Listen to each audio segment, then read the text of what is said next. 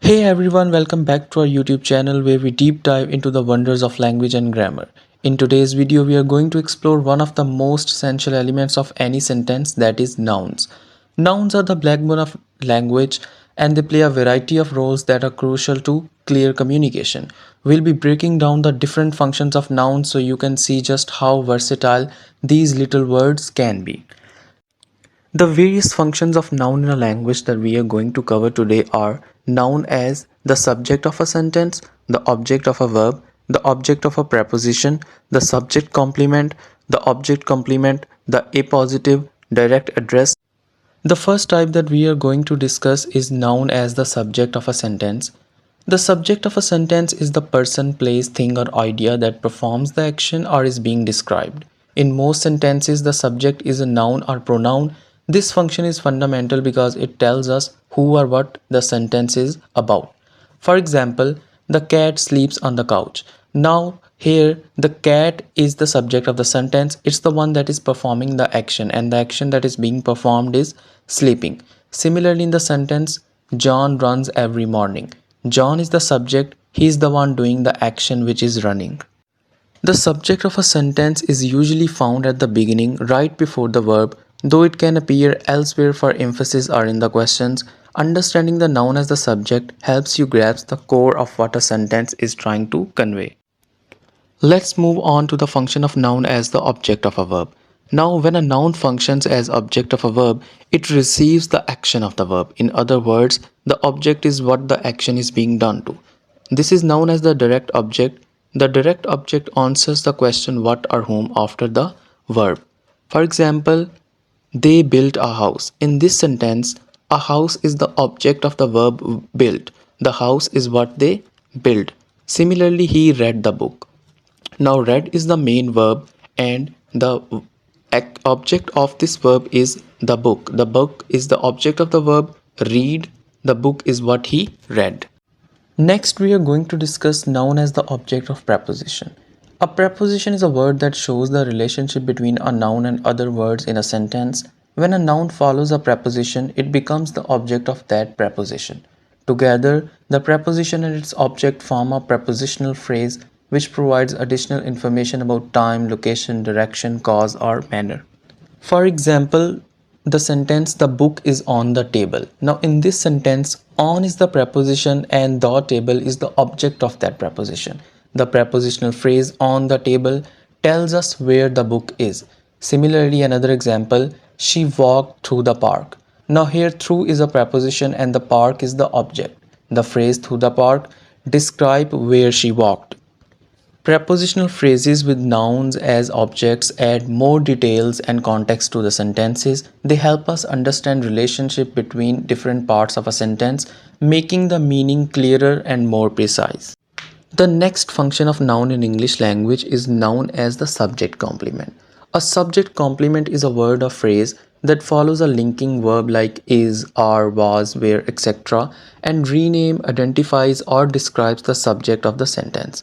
When a noun functions as a subject complement, it provides more information about the subject by telling us what or who the subject is.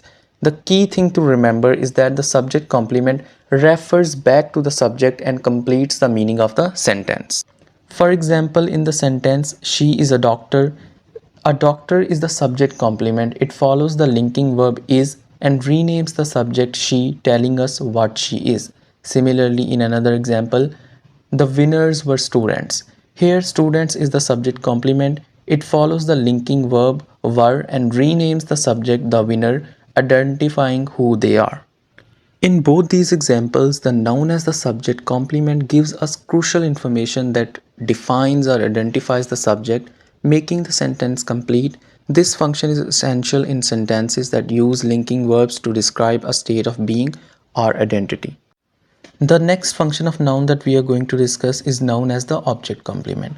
An object complement is a noun, pronoun, or adjective that follows and modifies or renames the direct object of a sentence. When a noun serves as an object complement, it gives more information about the direct object by telling us what it has become, what it is, or what it is called as a result of that action.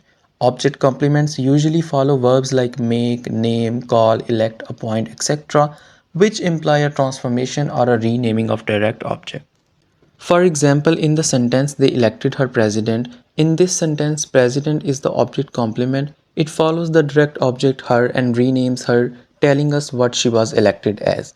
Similarly, in another sentence, the committee named him chairman.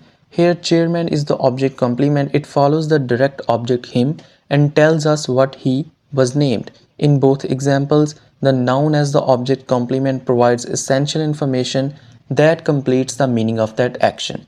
It tells us the outcome or result of the action on the direct object, which is crucial for understanding the full intent of that sentence.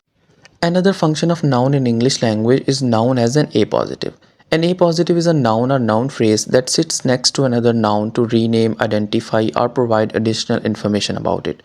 The appositive adds more detail or clarification to the noun it accompanies, often providing essential or non-essential information.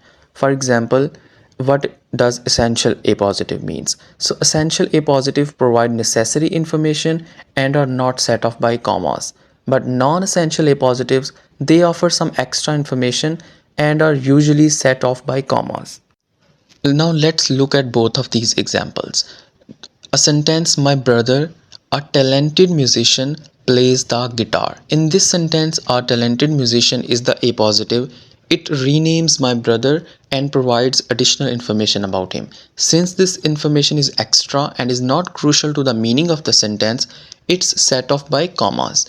Another sentence, the poet Emily Dickinson wrote many famous poems. Here Emily Dickinson is the appositive identifying the poet.